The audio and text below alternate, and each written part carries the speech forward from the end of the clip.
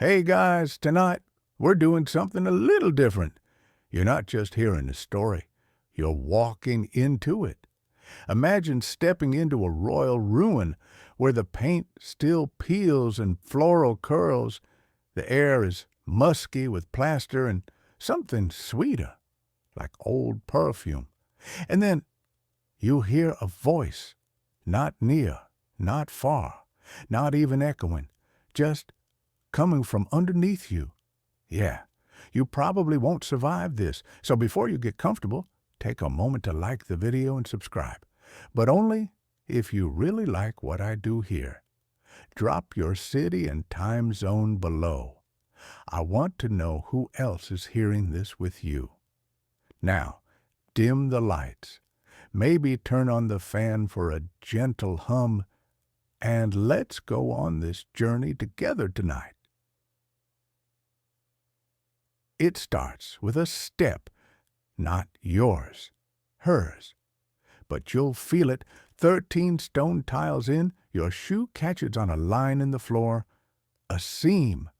And there, between the worn crest of the Lotus Empire and a crack shaped like a sleeping eye, you feel vibration, like a breath, like a hum someone's holding in the back of their throat.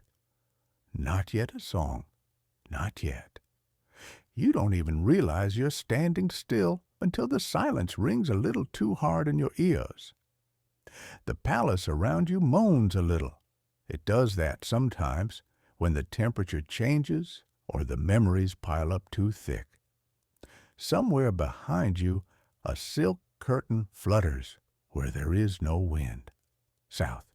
You're in the ruins of the Salins Palace, a name that only shows up in some early French military journals and a single book of travel essays from 1794 titled Embers and Ivory. The place is technically not on any modern map, but you found it. Congratulations. They say it was built for a king whose name no one agrees on, not because it's hard to spell, because it's been erased. Literally. In carvings, they've chiseled it out. In scrolls, they've inked over it. Some locals call him the Blank King. Others just call him the Lover. And here you are, walking through the Lover's forgotten halls, where the stonework still shimmers with flakes of gold if you turn your flashlight just right. There's ivy that blooms upside down from the ceiling beams, and every corridor ends with a mirror. Not a metaphorical one, a real one. Gilded, spotted, cracked in corners, and oddly warm to the touch. The palace is still sleeping. You can feel it in the way your voice echoes wrong, like it's running ahead of you down the hallway, like it's not your voice anymore. Then you hear her. Just one note. Software, not a word. Not even a hum. Just a vowel. Long, low vibrato, so slow it curls like mist under a locked door. You freeze, not because it's beautiful, though it is, but because something in your body recognizes it, not your mind, your stomach, your lungs. They clench like they've heard it before, and they don't want to remember where. They say she sang herself to sleep, or to death. Depends on which version of the legend you get. Anyway, you go deeper. You're not a hero, just curious. The hallway darkens unnaturally around you. Your flashlight dims, though the batteries are new. Of course they are. You changed them because the last 3 died when you got within 20 meters of the throne room. It's fine. You're fine. Probably. On your right, there's a mural that only appears in moonlight. You read that online somewhere, from a retired German archivist who snuck in back in '72. You check your watch. Moon's out. You sweep the wall, and there it is, a girl with a crown of singing birds stitched into her scalp. Her face is turned away, but her mouth is open, wide, too wide. Your breath fogs. It shouldn't. You're in Southeast Asia in the summer, and you're sweating through your shirt. But your breath fogs. She's singing again. This time you hear a word. Chan, foot, or root, or foundation. Depends on the tone. Vietnamese is like that. You keep walking because what else are you going to do? Backtrack? Tell your friends you ran from a ghost area? Number, you're going to keep going because now it's personal.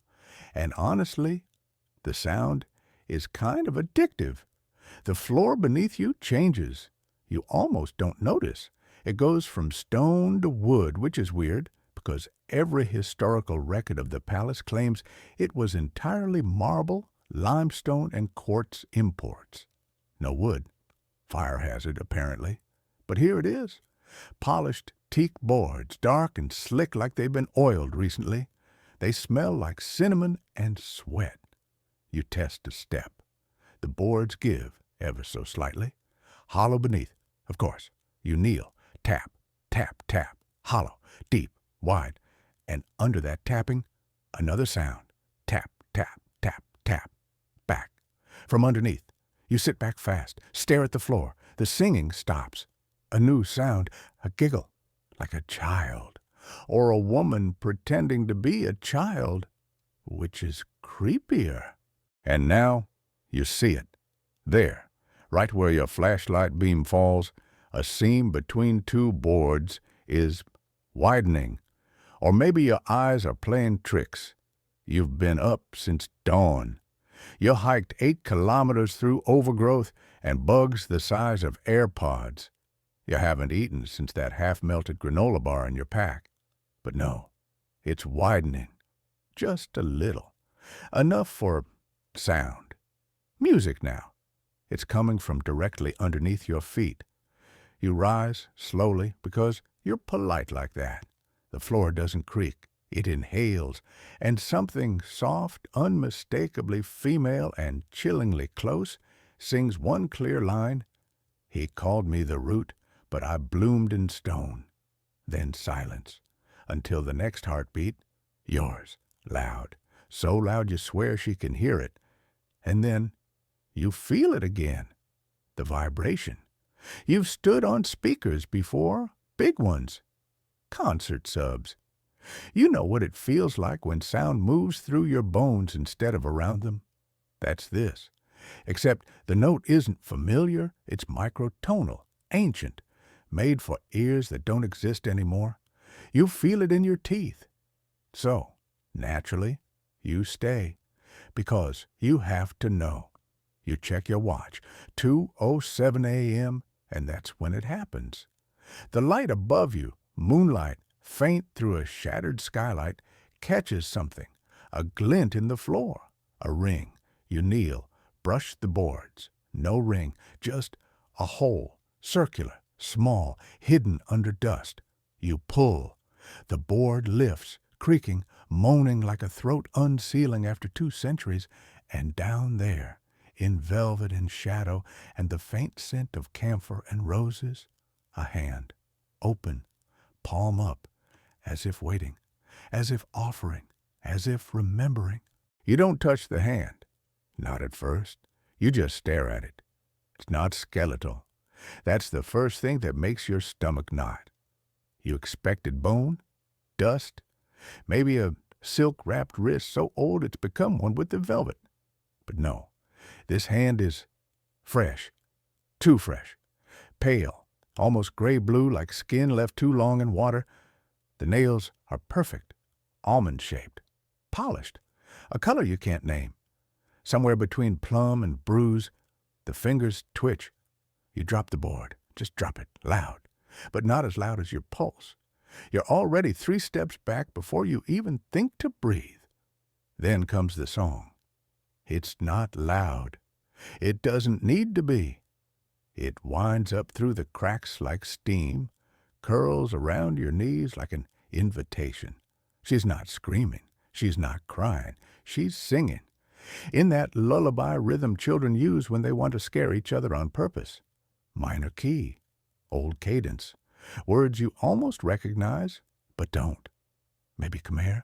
Old Khmer, if it is. Maybe even pre-Angkorian. You don't know.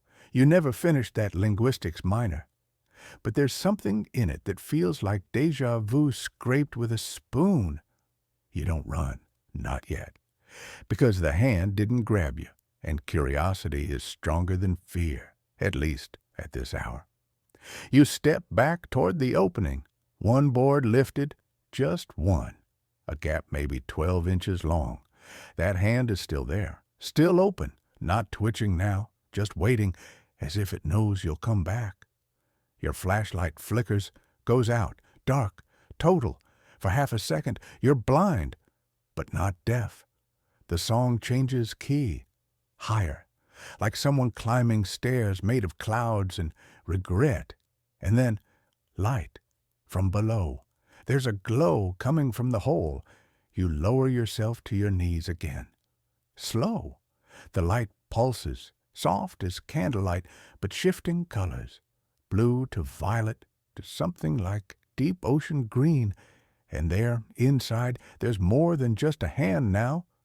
You can see fabric, velvet dark as wine at midnight, lined in gold, a coffin maybe, but vertical or tilted, and surrounding it, etched into the floor beneath, are carvings, symbols.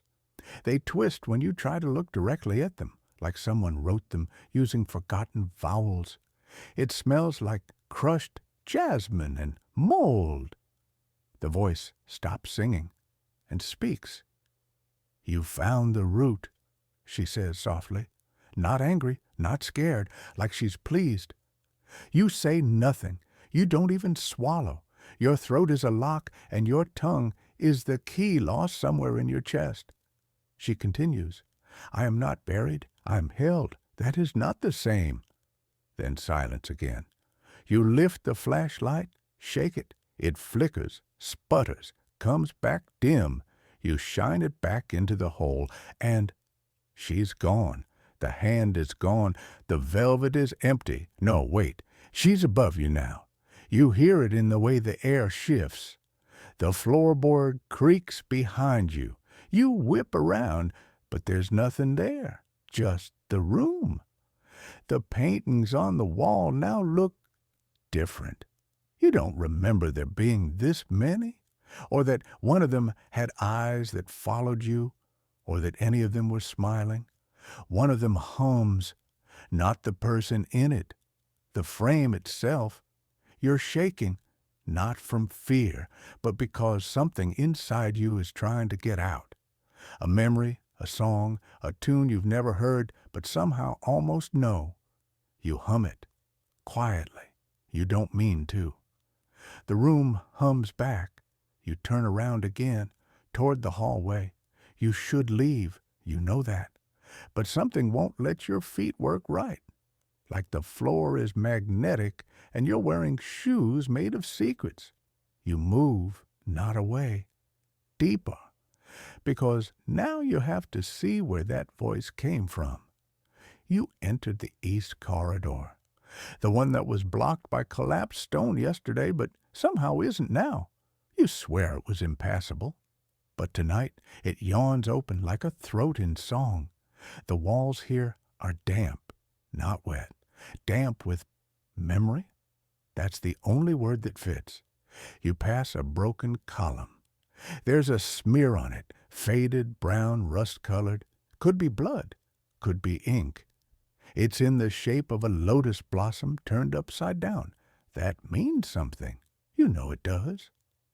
Then the voice again, closer this time, whispered directly into your right ear. Don't look back. You freeze. You don't. Your breath shakes. You walk forward, one step at a time. The corridor ends in a door, ornate, iron, not wood, with tiny carvings of birds with no eyes, and in the center, a woman, hair in braids wrapped like a crown, mouth open, and in her mouth, tiny musicians playing flutes, strings, drums made from bones. You press your hand against the carving. It's warm. The voice sighs, not sadly, more like she's remembering. She told him no, the voice whispers, so he gave her a gift she couldn't return. The ground, The door opens. Inside a chamber, walls painted with what must have been stories. Royal processions, hunting scenes, seductions, punishments. And in the center, a dais, circular, ringed in marble teeth. Atop the dais, nothing until you blink. Then, her. She's standing there, eyes closed, hair long, black, hanging like river reeds. Her dress is made of smoke and velvet. It shimmers like memory. She's humming. You step closer. The humming stops. Her eyes open, and they are filled with stars. "Do you know my name?" she asks. You shake your head. But your mouth says, "Chon Vai." You didn't mean to say that. She smiles. "I was the root," she says, "and I was the bloom, but he could not let me grow." She lifts one hand. "The same one you saw on the floor. Take it," she says, and you do. Of course you do. And then everything changes. You are not in the chamber anymore. You are beneath it, in velvet. You cannot move, but you can sing. And you do, softly, forever. Or you were singing. You're not entirely sure now. What you are sure of is the taste of metal in your mouth. Not blood. No, this is older, duller, like rusted coins. And there's dust in your hair. Or maybe that's salt. You open your eyes. There is light, but not from any source you recognize. It's coming from the walls. They're glowing, faintly, in pulses.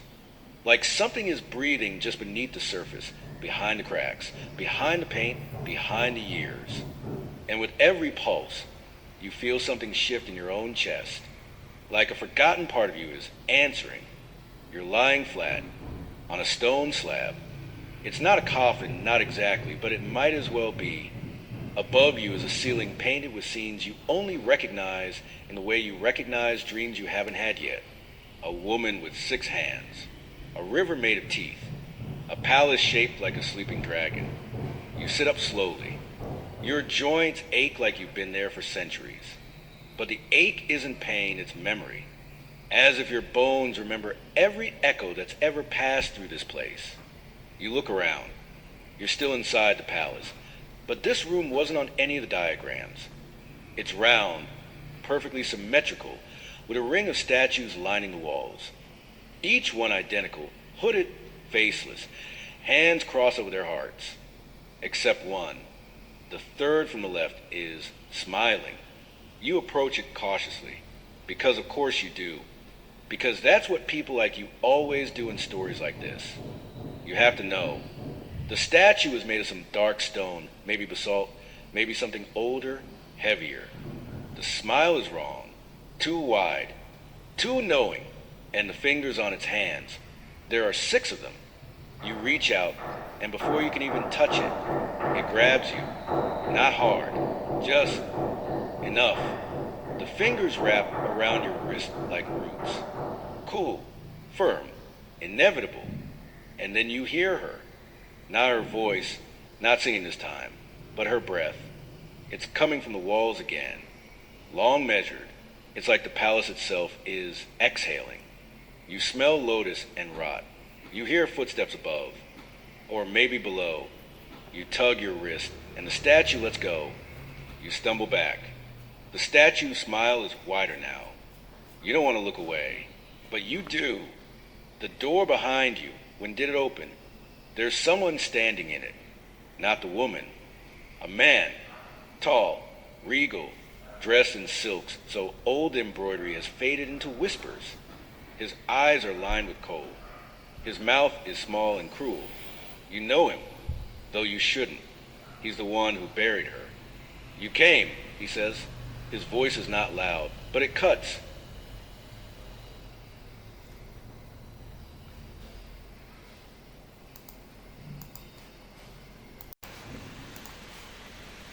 A memory floods in like floodwater through a broken gate.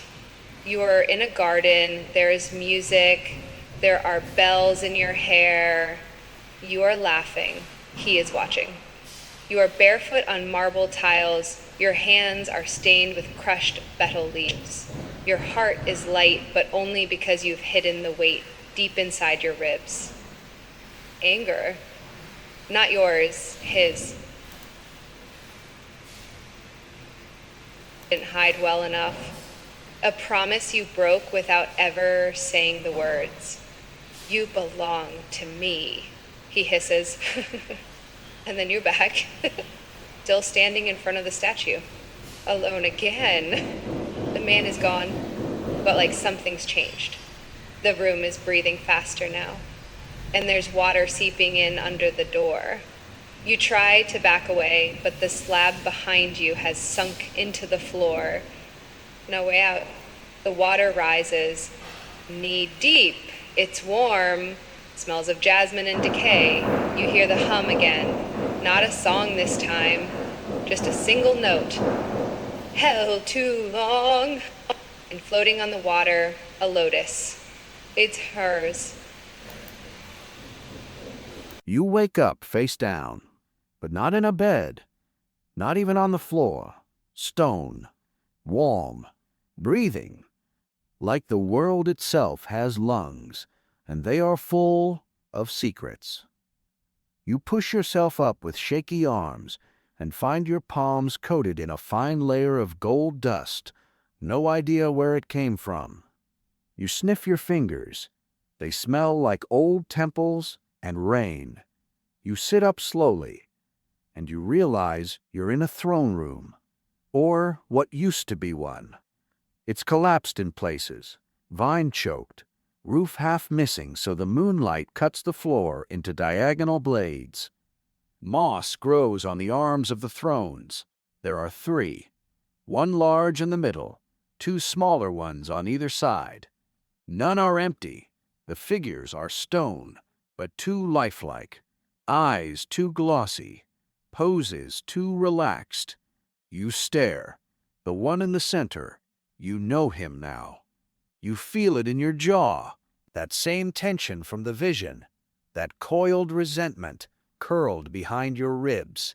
He's the king, the one who buried her. But that's not what he called it, not in his time. No, he entombed her. There's a difference. Burial is for the dead. Entombment is for the inconvenient. And she had been inconvenient. You walk slowly, instinctively around the dais. There are carvings etched into the base. Not Khmer, not Sanskrit, older. You don't read them. You feel them, and suddenly you know. This room was built after she was sealed, not to honor her, to contain her, to keep the story where no one could hear it, which makes what you're doing very illegal. Spiritually speaking, you glance behind you. There's a shadow in the doorway. No one there, but it's still darker than the rest of the room. You hear whispers, but not words, like paper burning in reverse. And then you notice something new. Your hands. There are markings. They weren't there before. Faint gold lines winding from your fingertips up toward your elbows like ivy. You trace them. They shift under your skin. They hum. You are being changed, and the palace isn't trying to stop it. In fact, it wants you to change. You hear music again, this time from the thrones. You look up. The statues are moving. Not dramatically, not all at once, but slowly, surely. The king's fingers twitch. The queen on his right tilts her head. The child on the left, was that a child before? Opens one eye. They are waking, and you are the cause. You take a step back and step on a loose tile. It sinks. A sharp hiss of air fills the room, and the wall behind the thrones peels open. Not cracks, not crumbles. Peels, like a door made of flesh and regret. Behind it, another staircase. Down, of course. You go, because you have to. Because something below still sings your name. The air down here is cooler. not cold, cool like temple shadows at noon. There are candles burning on both sides, even though you've never seen anyone light them. They're made of bone, probably human, and they don't melt, they pulse. The stairs descend forever, or maybe just 25 steps. Time doesn't work properly down here. When you reach the bottom, you find another door. But this one's made of glass. Thick, black, glossy, opaque until you get close. Then it becomes a mirror. You stare, but the reflection isn't you. It's her. She's standing where you stand, wearing your clothes. Her eyes are bottomless. She mouths something. You lean in closer. She mouths it again. You still don't get it. Then she writes it with her finger on the other side of the glass. 3 words. You were me. It doesn't make sense at first. Then it does. Because this isn't the first time you've been here. Not even the second. This is a loop. A curse. A memory folding in on itself like lotus petals after dusk. You press your palm to the mirror. It shatters inward, not violently, quietly, like breaking promises in a whisper. Beyond the shards, there's another room, cylindrical, a shaft stretching both upward and downward into infinity. There are symbols carved into the stone spiraling all the way up, all the way down, and floating in the middle, suspended in impossible air, the coffin. But now you see it's not a coffin.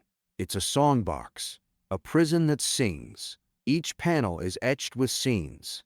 The king, the woman, a voice being stolen, a mouth sewn shut. You float toward it. You don't know how, but your feet lift. Your breath stops. Your pulse slows to match the rhythm of the palace. And as you hover in front of the box, it opens. You're not walking anymore. You're gliding. It doesn't feel supernatural. It just feels right. Like you've remembered how to move in a place that never liked feet anyway. The air around you thickens and parts like warm silk, curling around your arms and ankles, gently guiding you deeper into the palace's heart.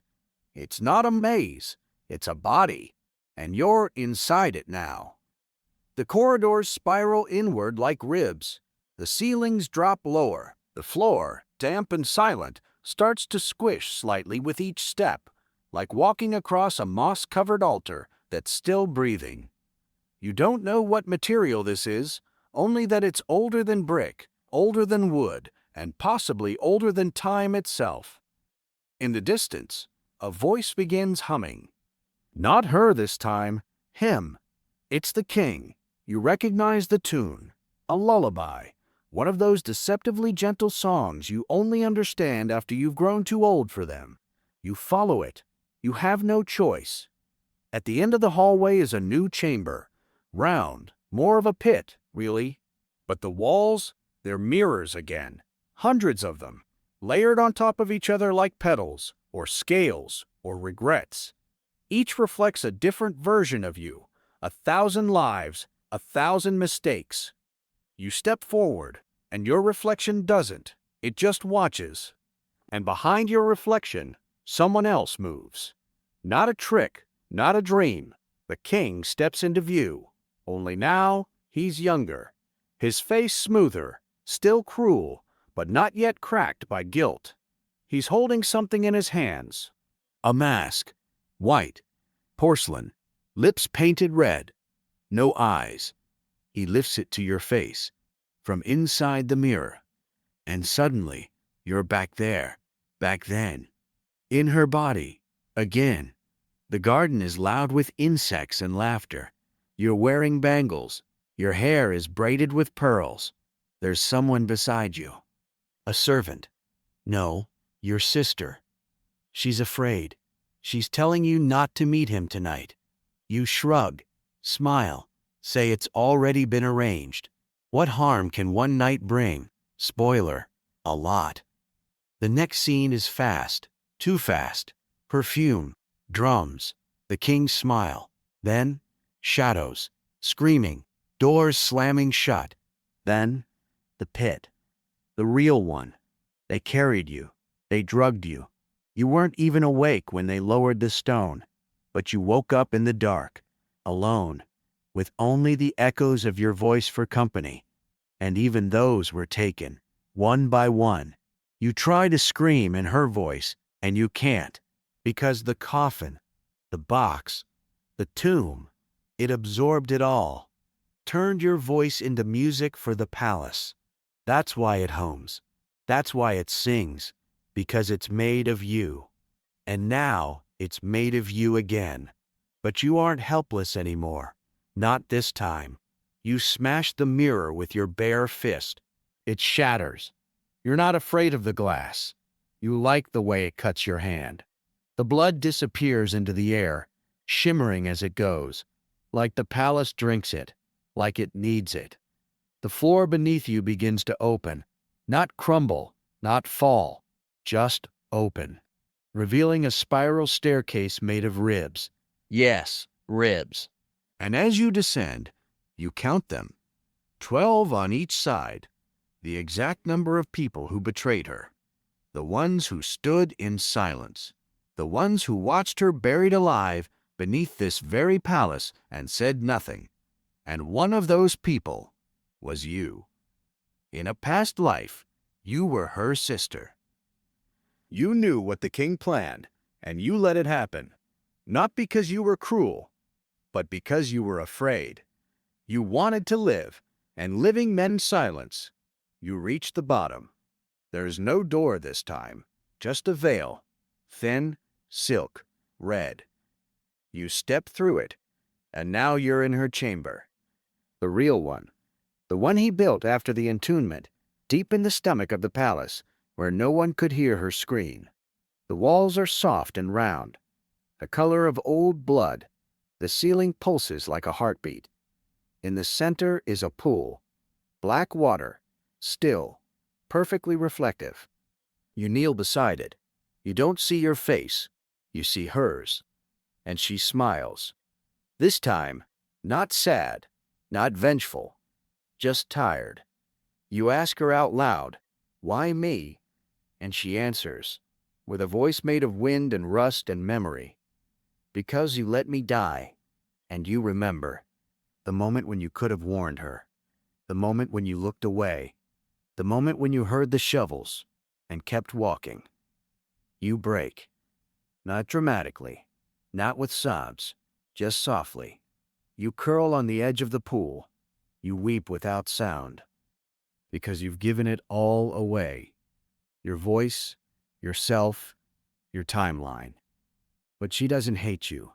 She reaches out from the water and touches your cheek and says, "You can stay." You ask, "As what?" And she whispers, "As me." And the pool begins to ripple. Your body starts to dissolve. Not painfully, not grotesquely, just gently, like sugar in warm tea. You become. Your fingers forget their shape. Your thoughts unravel into music. Your memories spread across the walls.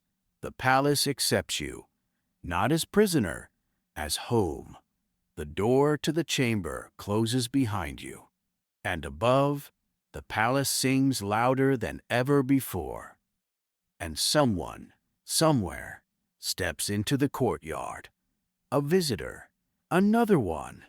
You smile, because you remember how the story begins. You are the story now. You hum. At first, it's instinct. A thread of vibration traveling up from your chest, slipping between your teeth like a wisp of steam. But the note that escapes your throat, your new throat, doesn't just echo, it climbs. It winds itself around the roots of the palace like ivy, like a signal, like a switch. And somewhere above, the halls shift, not metaphorically, not poetically, physically. The walls lean inward, staircases turn into ramps, balconies melt into columns. It's like the building is rearranging itself to prepare for what comes next, for the next one, the next you. You're not surprised. You know the rhythm now. You've sung it. This is what the palace does. It eats stories. It sings them back. But there's more.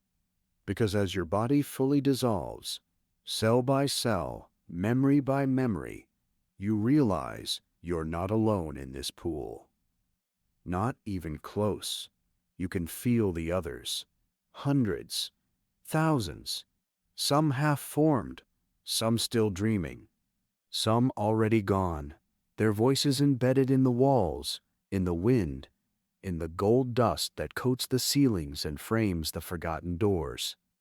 Each one, a girl like you, a woman, a witness, each one betrayed. Each one betrayed, and each one, in time, called back here. You're a note in a much bigger chord, but you don't mind. You float there, unbodied, basking in the low harmony of it all. It's warm, it's safe, it's sacred. Until footsteps, slow, hesitant. Someone has entered the chamber. You don't see them, you sense them. Their heartbeat thunders against your fluid form. They're terrified. Good. It means they belong. The palace doesn't take the brave, it takes the guilty. And this one? Oh, this one's got a whole book of regrets tucked under their skin. They're humming, too. Poorly. But the tune? They know it. How? You stretch your awareness, trying to understand, and suddenly, flash. A memory, not yours. The new visitor's. You see her. A young woman in a cracked dormitory, earbuds in, scrolling past a dusty image of a Cambodian ruin on her cracked phone screen. She pauses. She hears something, barely audible through the static of the old recording, a melody. Your melody. She replays it over and over, can't stop. She doesn't know why she booked the flight, didn't tell anyone, just came. Now she's here, in your chamber, kneeling by the pool, calling to you. You are pulled, against your will, upward, out of the pool, out of the warmth, back into a shape, a skeleton, a breath. And there she is, looking down at you. Who are you? She whispers. You try to answer, but you no longer have a mouth. Your voice moves through the room in waves. The palace hums with it, and you feel it again, that pulse, as the glass floor beneath her shifts, tilts. She doesn't notice. She's too caught in your story. That's always how it begins.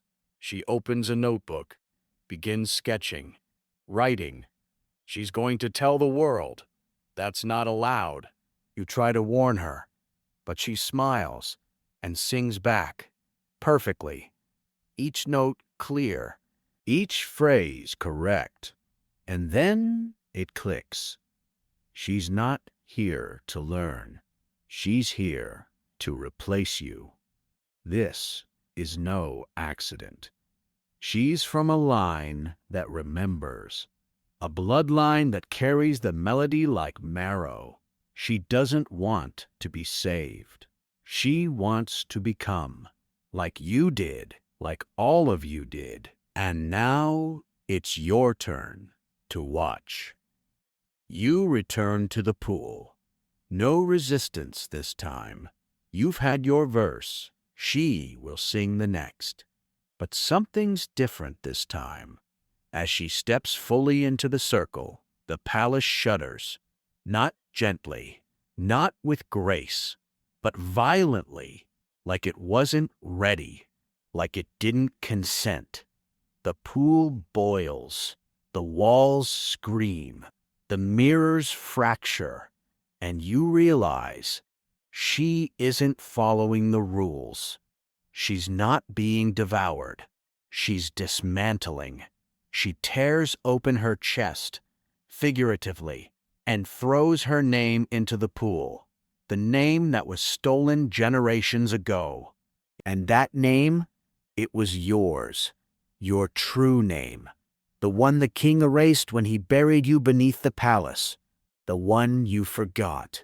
But she remembered, because she found the lullaby and rewrote the ending. The story begins again, but this time you're not a ghost. You're free. For the first time in centuries, the palace cannot hold you now, and so it breaks. Not all at once, slowly, beautifully. It weeps you out like a bad dream. You rise, not floating this time, walking, out of the chamber, out of the stairwell, out of the golden veins of the walls, up, up, until you reach the throne room again. It's empty, dusty, ruined. The palace has gone dormant. It knows its song has ended, and yet its silence is hopeful. It's waiting for a new one. You turn. The girl, the one who called you, kneels where you once stood. She hums, and from her back, black feathers begin to sprout. The palace accepts her, and so do you. You bow your head, step through the arch, and leave. Out into the night, out into the now. The world is brighter than you remember, and somewhere behind you, far below, the palace sings again, but softer this time, less of a warning, more of a farewell. You breathe, not the ghost kind of breath, not the underwater hymn of ancient memories, but actual breath. Your chest rises. Air, crisp and slightly scented with burning resin, fills your lungs. You blink in the darkness. You're in the forest now, and the palace is gone, not ruin, not sunken, just absent, like it never was. You turn around, trying to orient yourself, but there's only bamboo and banyan trees stretching high above like cathedral columns. And somewhere in the distance, soft and too perfect to be birdsong, you hear the echo of your own voice. The palace may have vanished, but the memory hasn't. It never does. It rides you like steam curling off old paper. So you walk, barefoot. The earth is soft, spongy with centuries of wet leaves and forgotten paths. And soon, because memory always leads the way, you arrive at a new structure. Stone, cracked, small. It looks like a shrine, one of those roadside things that locals pass without comment, tossing a stick of incense toward the base with a half-hearted bow. You feel something shift under your skin. The shrine is watching you, or maybe remembering you.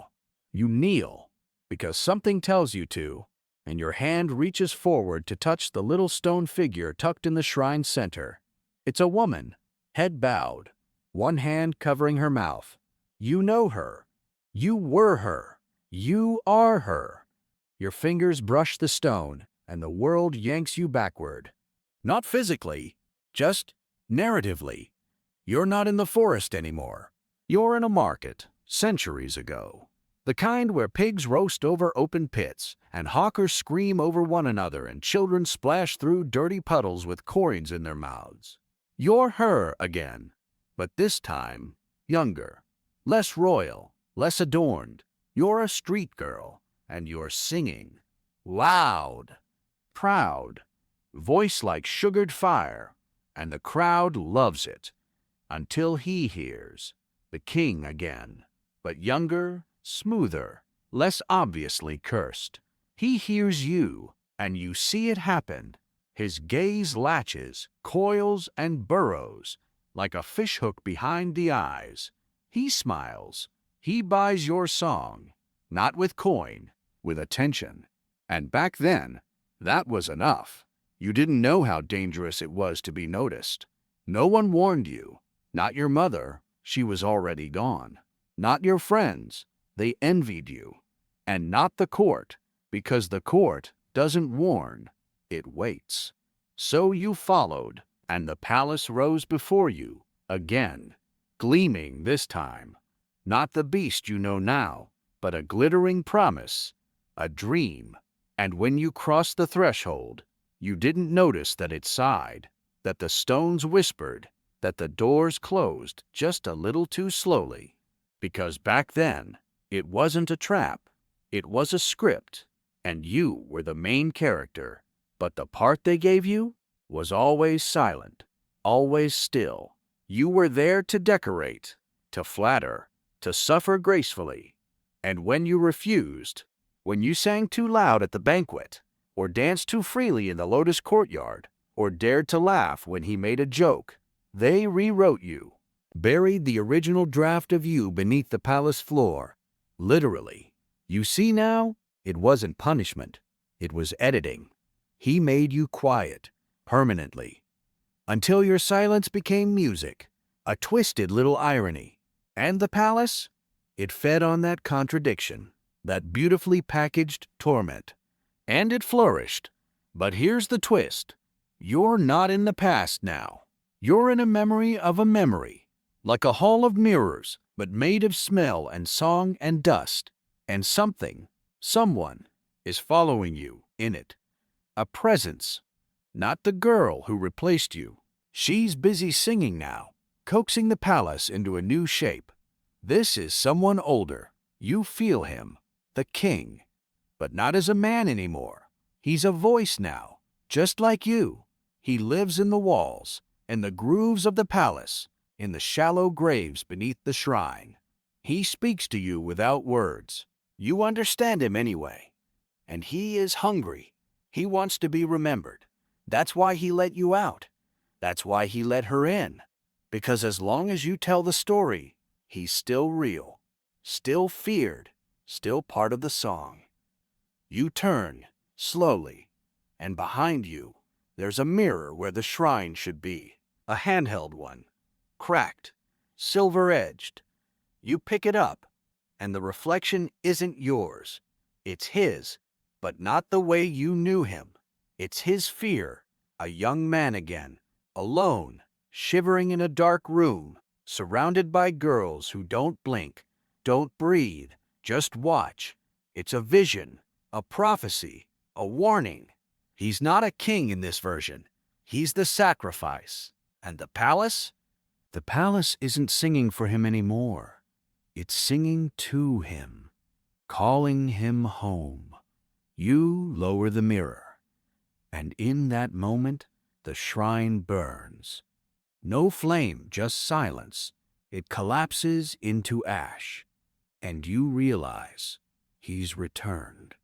Not in body, in story, in them, in whoever listens. Because every time someone hears this tale, every time you tell it, they carry a piece of him away, like embers in their pockets.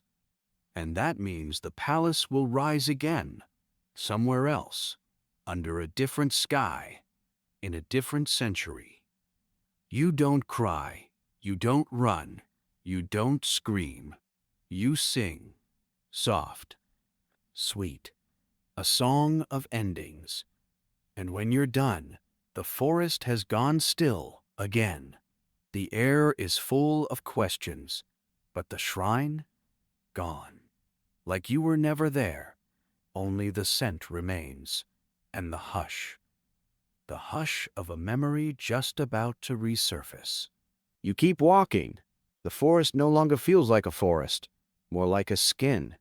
It stretches around you, impossibly wide, yet intimate, like a memory you haven't lived through yet. The trees are too quiet, and the sky above pulses faintly, as if it's remembering daylight from some other life.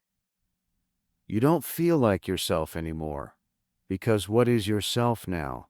You were a girl, then a voice, then a curse. Now something else, something aware. The dirt path curves beneath your feet, and as it winds, so do your thoughts.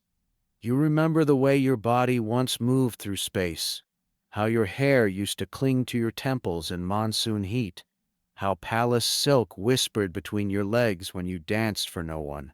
But those aren't yours anymore. They belong to someone you used to be. Now, you're a vessel for something wider, older, more patient. You're the echo that teaches, the ripple in the dark. You're the keeper of the story, and you realize what must happen next. Because stories, real ones, don't end when they're told. They end when they're understood. So you do the only thing you can. You turn and walk back into the past. Not metaphorically, not in memory, literally. Time bends like reeds as you step between two stones. Nothing elaborate, just a broken gate eaten by vines. And suddenly, you're in the first palace. The one before the one before the one before. Not gold yet, not cursed yet. Just clay walls, rice wine, laughter. You see the girl again. You. Only you haven't sung yet. You're just sitting by a woven window, threading flowers into your hair and whispering the tune under your breath, too shy to let it out. And suddenly it hits you.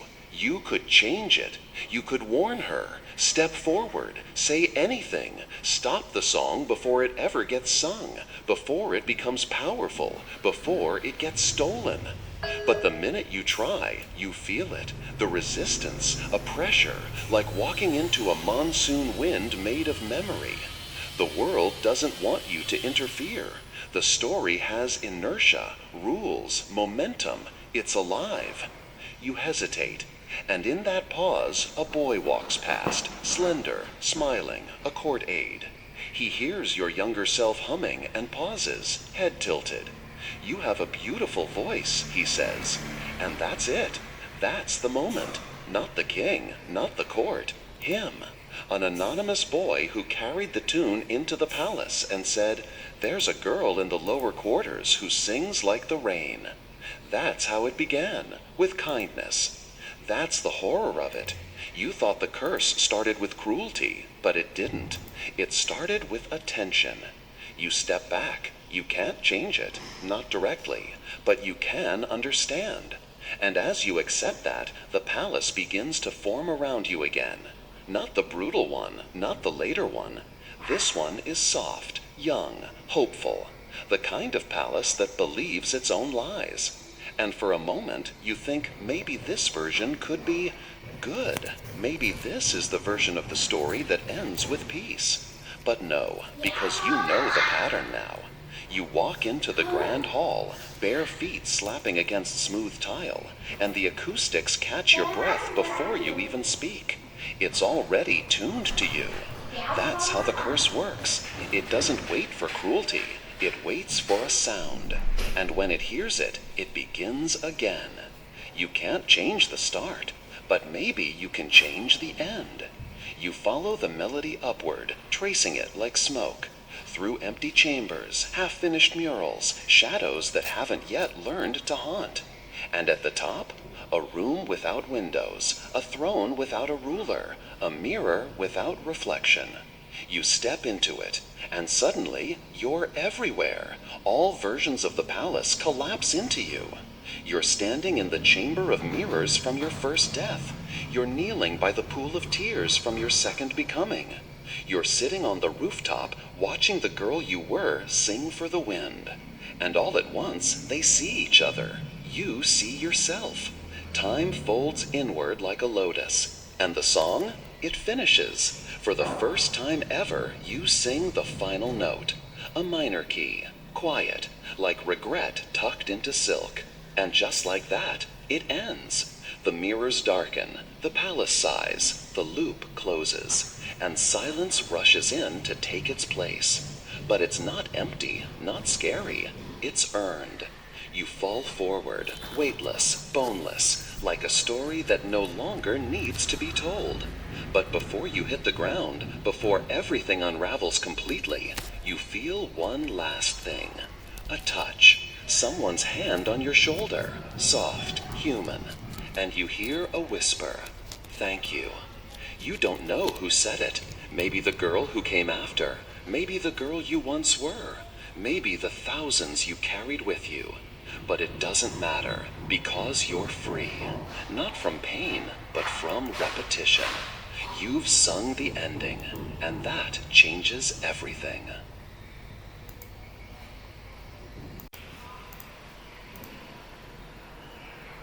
The darkness isn't scary. It's soft, like a thick blanket left in the sun too long, or the underside of an old theater curtain, warm with dust and time. You're floating in it. You don't fall. You drift. No walls, no ground, no sky, just feeling. And in that feeling, something moves. Not toward you, with you.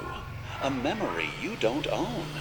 You blink, or do the memory version of blinking, and suddenly you're in a boat. A small one, wooden, no oars, drifting slowly down a black river. And on both sides of the water there are stone pillars, carved, with faces. Not angry, not weeping, just watching. You recognize one, then another, then all of them. The girls, the versions, the sacrifices, the singers. They've been lining this river the whole time. You just couldn't see them until now. You don't scream, you wave, because they're not warning you, they're welcoming you.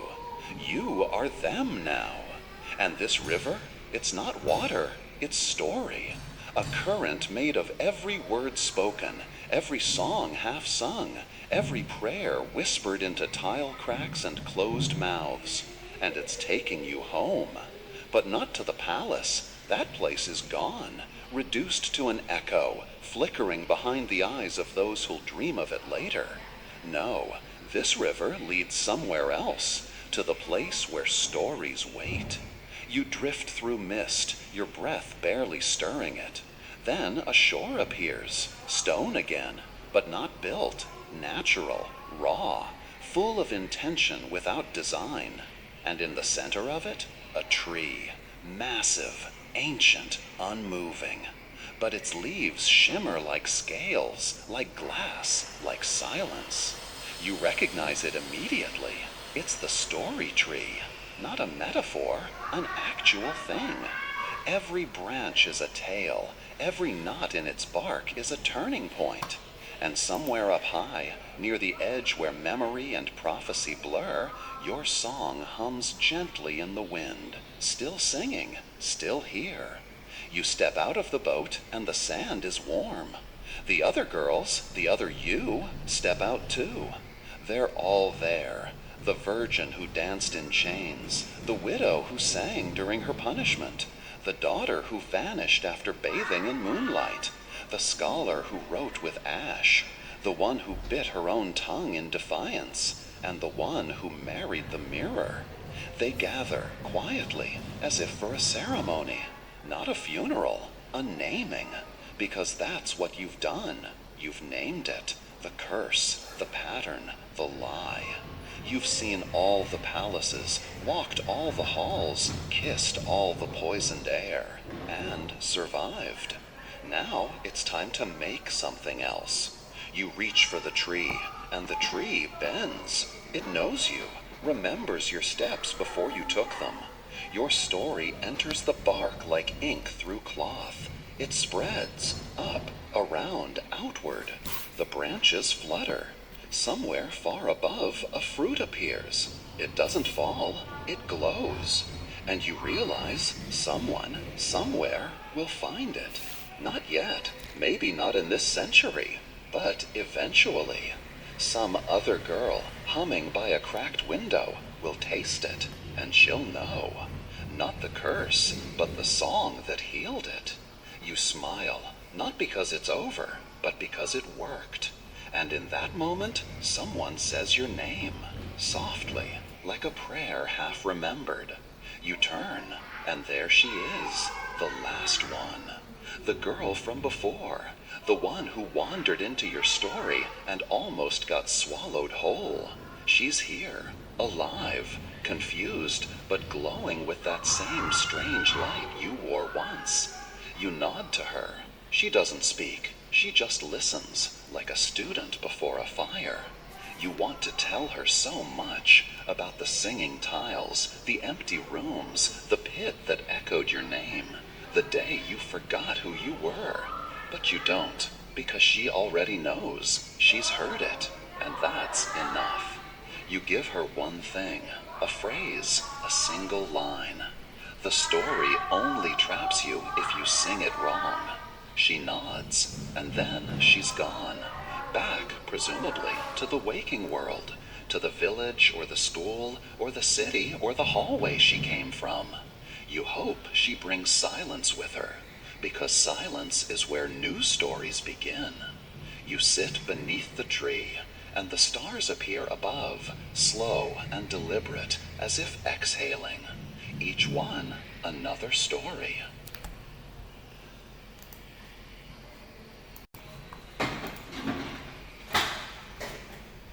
The tree breathes. Not the way lungs do, but the way stories do. Slow, deliberate, full of cycles. You sit at its roots, the air vibrating softly with sound you don't recognize but understand completely. It's not your song anymore, it's everyone's. And that's the strange thing. You thought your voice was stolen, cursed, shattered. But here it is, part of a chorus woven through leaves and stars, braided with other lives you've never touched, but somehow still remember. Time doesn't work here. You aren't sure how long you sit. A second? 100 years? The tree doesn't care. It remembers all of it. And you? You're beginning to remember more than you ever lived. Like the others. The girls not from your palace, not from your dynasty, not from your river. One of them approaches now. She's older, wiser. Her voice is smoke and thunder, like a mountain echoing to itself. She says her name is Saya, and she remembers a volcano. Not a metaphorical one, a real one, hot and cruel and obsessed with offerings. They threw her in because she smiled at the wrong priest. But the mountain didn't burn her. It kept her, like the palace kept you. She tells you this with no bitterness, only reverence. She touches the tree, and another fruit glows. Another girl comes. This one doesn't speak, she just cries. Endless, quiet tears. Not because she's sad, because she's remembering. Her story was never told. She drowned before anyone heard it. But here, you hear every word. They come in waves, soft and splintered. A well of whispers. A prince who locked her in a jar. A staircase that led only down. A mirror that wouldn't reflect her unless she screamed. You close your eyes. You feel all of it. And with each new tale, the branches shift slightly, like a loom tightening its threads. This tree isn't a monument. It's a machine.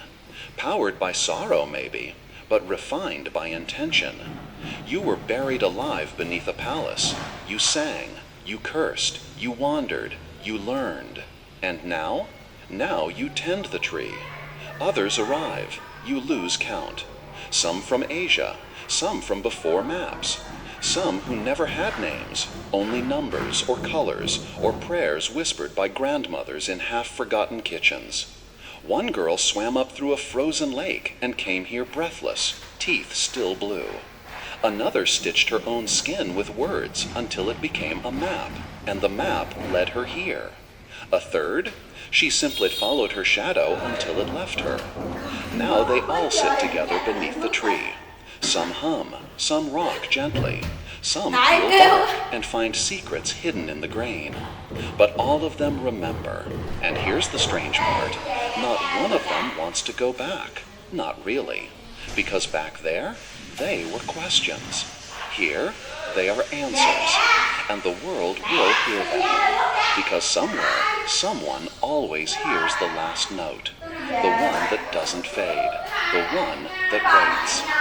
One night, a door appears. Not a metaphor, a literal door. It's made of rice paper and moonlight. It floats 2 inches above the moss. No handle, just a feeling. And you know, with the quiet certainty of myth, that she's coming. The girl from the village. The one who almost died inside your story. She arrives quietly, barefoot, blinking like she stepped out of a fever. She holds something, a paper talisman. You recognize the handwriting. It's yours, from before you were buried. when you wrote secret songs behind panels and slipped them into the sleeves of noblewomen. She found one, and she followed it here. She steps forward, looks up at the tree, doesn't speak. But the tree knows her, and a branch lowers, a leaf unfolds, and a single line is whispered into her mind. Sing it your way. She nods, steps back through the door, and is gone. Back to the world, the present, the noise. But this time, she carries you with her, not as a curse, as a memory. And that's how it starts, the new story. Not one of punishment or silence or rage, but one of return, of remembering, of refusing to vanish. The girls beneath the tree smile. One by one, they stand and vanish too, not into death, but into presence. You don't mourn them, you become them, because you're no longer just the girl who was buried alive. You're the story itself. And stories, they never truly die. They just wait for the right voice to sing them again.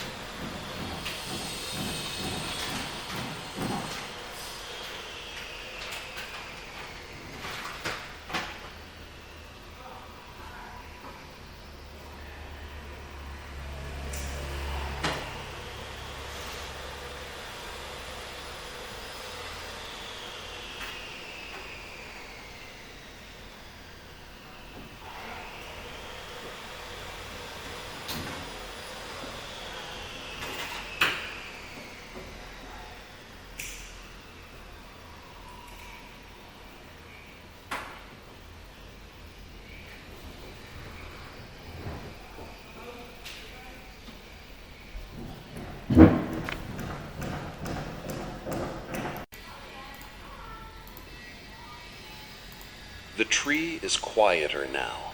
Not silent, no, never that, but resting. It hums beneath your fingertips like a sleeping animal, warm, coiled, content.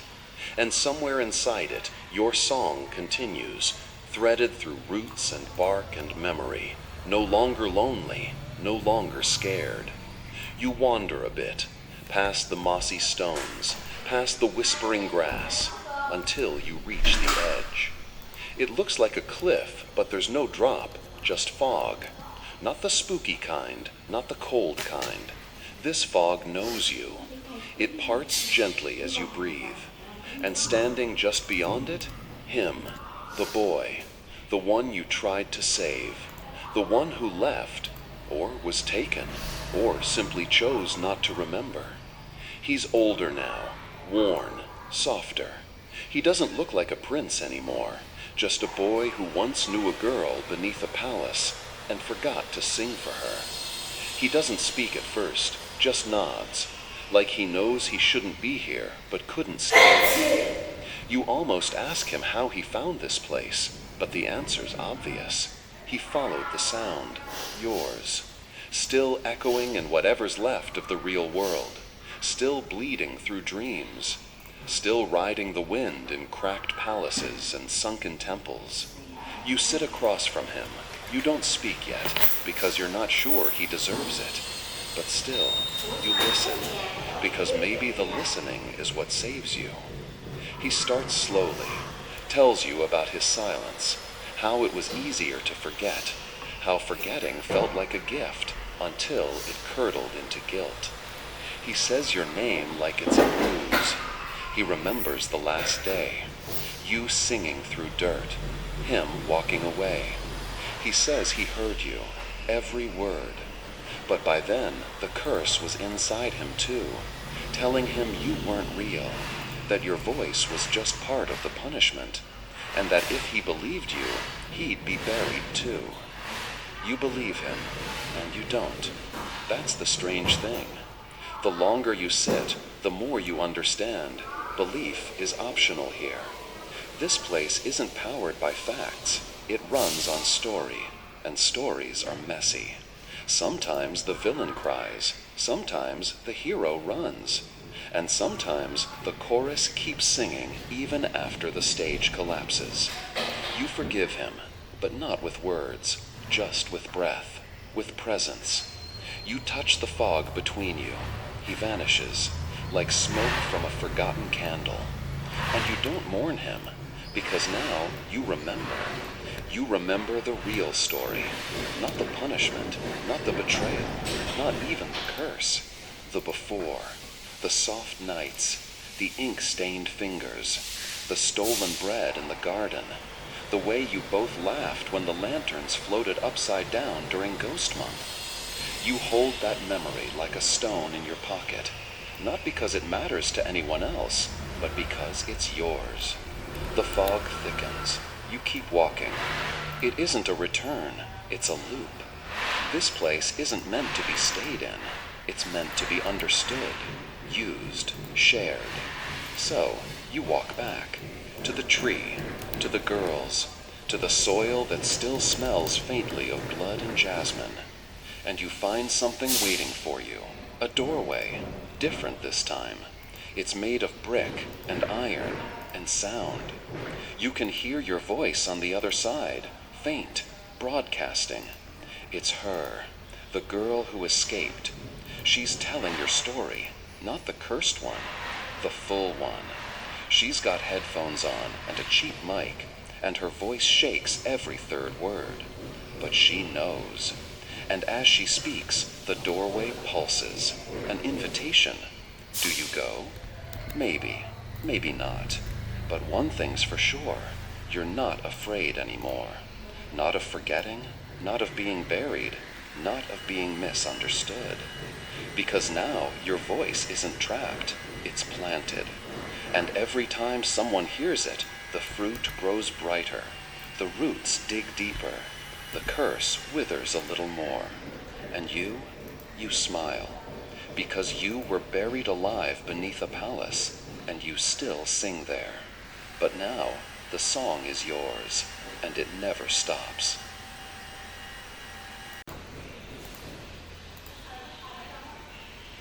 You linger near the tree again. Its leaves ripple in response, not from wind, but from recognition. Every time you return, it reshapes itself slightly. New names etched in bark, new stories nestled in hollows like sleeping birds. You brush your fingers against a knot in the wood and feel a child's laugh, trapped from long ago. Her name lost to time, but her mischief still preserved in a splinter of memory. And then you hear it, a different song. It doesn't belong to you, or the girl from the village, or even the boy who remembered too late. It's lower, rougher, not human. You follow it. It leads you past a collapsed shrine, where incense once burned for ancestors who never came home. Past a wall of masks, each one whispering a warning in a dialect long extinct. And there, in the clearing beyond, half light, half shadow, you see it. A woman. No, not quite. A creature made of mourning, skin like cracked lacquer, eyes filled with still water, hair braided with coins and crushed bones. She's kneeling, singing. Her song is a lullaby, but not for a child, for a city. You blink. Behind her, rising like a mirage in the mist, are towers, temples, rooftops layered like scales. It's an entire kingdom, half sunken, half buried in time, and it's weeping. Not with tears, but with memory. The stones remember every footstep. The doors remember every betrayal. And this woman, she remembers it all. Because she was the city. You approach. She doesn't flinch. Instead, she hums louder. You feel the weight of it wrap around you.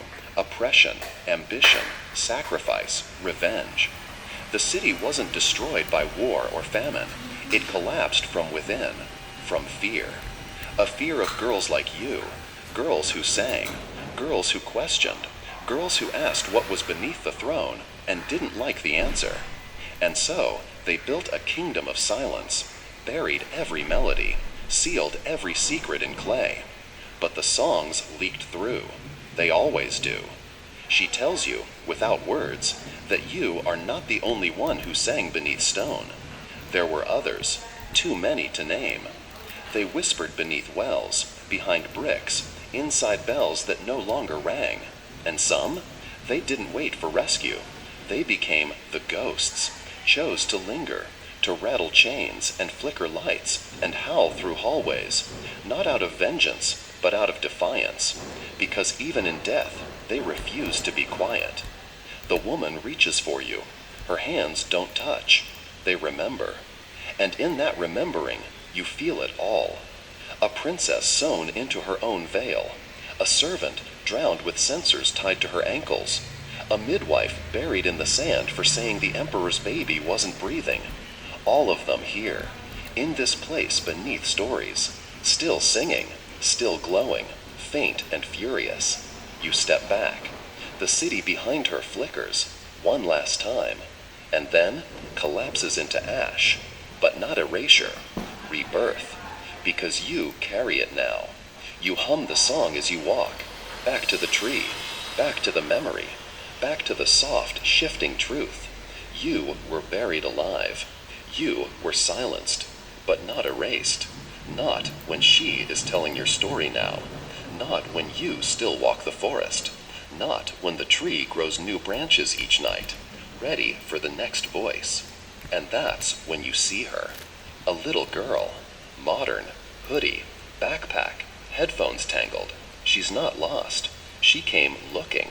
She found the story, your story, online. A horror podcast, titled She Was Buried Alive Beneath a Palace. She listened, and now she's here. She doesn't scream. She doesn't run. She just nods, like she already knows how the story ends. And then, bold as thunder, she sings. Off key, cracked, too fast, but it works. The tree answers. And just like that, a new branch blooms. You don't tell her what to do. You don't need to. She knows. This is her song now, too. You smile, because once you thought the horror was being buried, but the true horror would have been being forgotten. And now, that's no longer possible. Not with girls like her. Not with songs like yours. Not with a world slowly, surely remembering. You're near the tree again. Its leaves ripple in response, not from wind, but from recognition. Every time you return, it reshapes itself slightly. New names etched in bark. New stories nestled in hollows like sleeping birds. You brush your fingers against a knot in the wood and feel a child's laugh trapped from long ago. Her name lost to time, but her mischief still preserved in a splinter of memory. And then you hear it, a different song. It doesn't belong to you, or the girl from the village, or even the boy who remembered too late. It's lower, rougher, not human. You follow it. It leads you past a collapsed shrine, where incense once burned for ancestors who never came home. Past a wall of masks, each one whispering a warning in a dialect long extinct. And there, in the clearing beyond, half light, half shadow, you see it. A woman. No, not quite. A creature made of mourning. Skin like cracked lacquer. Eyes filled with still water. Hair braided with coins and crushed bones. She's kneeling, singing. Her song is a lullaby, but not for a child, for a city. You blink. Behind her, rising like a mirage in the mist, are towers, temples, rooftops layered like scales. It's an entire kingdom, half sunken, half buried in time, and it's weeping. Not with tears, but with memory. The stones remember every footstep. The doors remember every betrayal. And this woman, she remembers it all, because she was the city. You approach. She doesn't flinch. Instead, she hums louder. You feel the weight of it wrap around you. Oppression, ambition, sacrifice, revenge. The city wasn't destroyed by war or famine. It collapsed from within, from fear. A fear of girls like you, girls who sang, girls who questioned, girls who asked what was beneath the throne and didn't like the answer. And so, They built a kingdom of silence, buried every melody, sealed every secret in clay. But the songs leaked through. They always do. She tells you, without words, that you are not the only one who sang beneath stone. There were others, too many to name. They whispered beneath wells, behind bricks, inside bells that no longer rang. And some, they didn't wait for rescue. They became the ghosts, chose to linger, to rattle chains and flicker lights and howl through hallways, not out of vengeance, but out of defiance, because even in death, they refuse to be quiet. The woman reaches for you. Her hands don't touch. They remember. And in that remembering, you feel it all. A princess sewn into her own veil, a servant drowned with censers tied to her ankles, a midwife buried in the sand for saying the emperor's baby wasn't breathing. All of them here, in this place beneath stories, still singing, still glowing, faint and furious. You step back. The city behind her flickers, one last time, and then collapses into ash, but not erasure, rebirth, because you carry it now. You hum the song as you walk, back to the tree, back to the memory, back to the soft, shifting truth. You were buried alive. You were silenced, but not erased. Not when she is telling your story now. Not when you still walk the forest. Not when the tree grows new branches each night, ready for the next voice. And that's when you see her. A little girl, modern, hoodie, backpack, headphones tangled. She's not lost. She came looking. She found the story, your story, online. A horror podcast, titled She Was Buried Alive Beneath a Palace. She listened, and now she's here. She doesn't scream. She doesn't run. She just nods, like she already knows how the story ends. And then, bold as thunder, she sings. Off key, cracked, too fast, but it works. The tree answers. And just like that, a new branch blooms. You don't tell her what to do. You don't need to. She knows. This is her song now, too. You smile, because once you thought the horror was being buried, but the true horror would have been being forgotten. And now, that's no longer possible. Not with girls like her. Not with songs like yours. Not with a world slowly, surely remembering.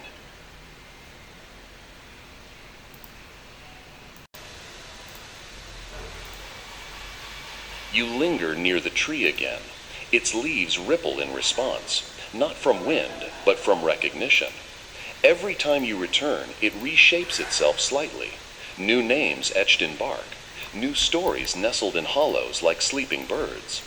You brush your fingers against a knot in the wood and feel a child's laugh, trapped from long ago.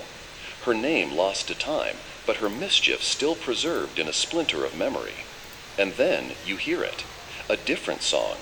It doesn't belong to you, or the girl from the village, or even the boy who remembered too late. It's lower, rougher, not human. You follow it. It leads you past a collapsed shrine, where incense once burned for ancestors who never came home. Past a wall of masks, each one whispering a warning in a dialect long extinct. And there, in the clearing beyond, half light, half shadow, you see it. A woman. No, not quite. A creature made of mourning. Skin like cracked lacquer. Eyes filled with still water. Hair braided with coins and crushed bones. She's kneeling, singing. Her song is a lullaby, but not for a child, for a city. You blink. Behind her, rising like a mirage in the mist, are towers, temples, rooftops layered like scales. It's an entire kingdom, half sunken, half buried in time, and it's weeping. Not with tears, but with memory. The stones remember every footstep. The doors remember every betrayal. And this woman, she remembers it all, because she was the city. You approach. She doesn't flinch. Instead, she hums louder. You feel the weight of it wrap around you. Oppression, ambition, sacrifice, revenge. The city wasn't destroyed by war or famine. It collapsed from within, from fear. A fear of girls like you, girls who sang, girls who questioned, girls who asked what was beneath the throne and didn't like the answer. And so they built a kingdom of silence, buried every melody, sealed every secret in clay. But the songs leaked through. They always do. She tells you, without words, that you are not the only one who sang beneath stone. There were others, too many to name. They whispered beneath wells, behind bricks, inside bells that no longer rang. And some, they didn't wait for rescue. They became the ghosts, chose to linger, to rattle chains and flicker lights and howl through hallways, not out of vengeance, but out of defiance, because even in death, they refuse to be quiet. The woman reaches for you. Her hands don't touch. They remember. And in that remembering, you feel it all. A princess sewn into her own veil. A servant drowned with censers tied to her ankles. A midwife buried in the sand for saying the emperor's baby wasn't breathing. All of them here, in this place beneath stories, still singing, still glowing, faint and furious. You step back. The city behind her flickers, one last time, and then collapses into ash, but not erasure, rebirth, because you carry it now. You hum the song as you walk, back to the tree, back to the memory, back to the soft, shifting truth. You were buried alive. You were silenced, but not erased. Not when she is telling your story now. Not when you still walk the forest. Not when the tree grows new branches each night, ready for the next voice. And that's when you see her. A little girl, modern, hoodie, backpack, headphones tangled. She's not lost. She came looking. She found the story, your story, online. A horror podcast, titled She Was Buried Alive Beneath a Palace. She listened, and now she's here. She doesn't scream. She doesn't run. She just nods, like she already knows how the story ends. And then, bold as thunder, she sings. Off key, cracked, too fast, but it works. The tree answers. And just like that, a new branch blooms. You don't tell her what to do. You don't need to. She knows. This is her song now, too. You smile, because once you thought the horror was being buried, but the true horror would have been being forgotten. And now, that's no longer possible. Not with girls like her. Not with songs like yours. Not with a world slowly, surely remembering.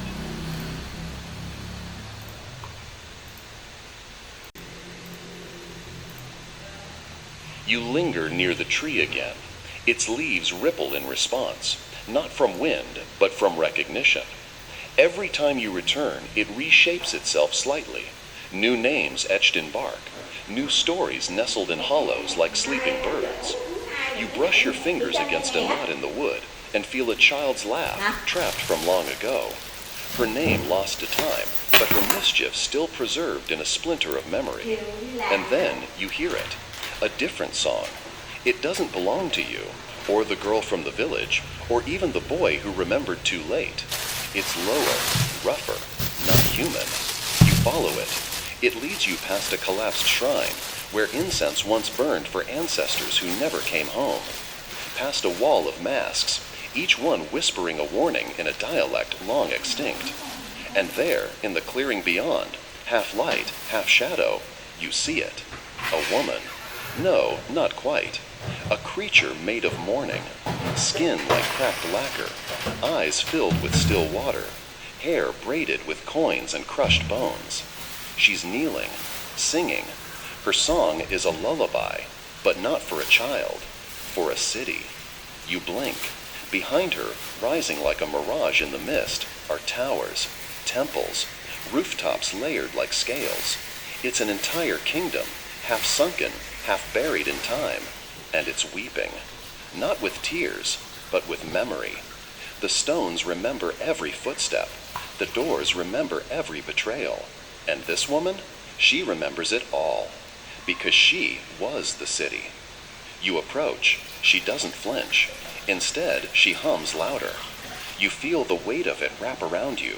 Oppression, ambition, sacrifice, revenge. The city wasn't destroyed by war or famine. It collapsed from within, from fear. A fear of girls like you, girls who sang, girls who questioned, girls who asked what was beneath the throne and didn't like the answer. And so, they built a kingdom of silence, buried every melody, sealed every secret in clay. But the songs leaked through. They always do. She tells you, without words, that you are not the only one who sang beneath stone.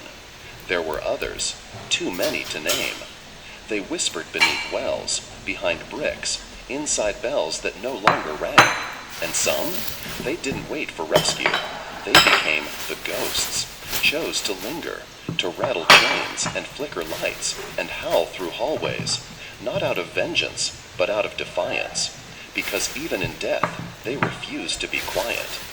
The woman reaches for you. Her hands don't touch. They remember. And in that remembering, you feel it all.